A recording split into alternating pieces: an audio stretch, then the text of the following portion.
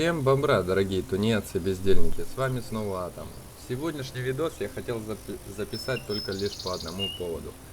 Сегодня где-то часов, как вы видите в игре, 2 часа дня, но я ее где-то зацепил в час 30 дня. Поймал я ее на такие снасти, как спиннинг лайт 5 уровня. И у меня стоит универсальная блесна.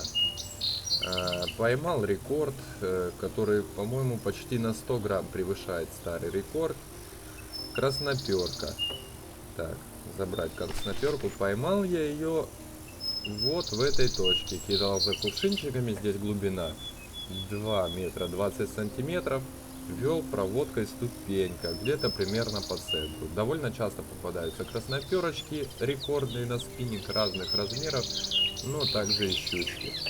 Буквально за несколько забросов я сделал. С первого вытащил окуня на 151 грамм, потом, как видите, щука 2 килограмма, потом мне пришла щука на 5 килограмм, 177 грамм, потом трофейный окунь, тоже не слабенький. Ну и вот на пятый заброс я вытащил красноперочку. Рекорд. Я этому, конечно же, очень рад. Желаю вам побить мой рекорд. Всем удачи, всем большого улова. Пока. Если кому понравился видос, ставим пальцы вверх. С вами был Атом.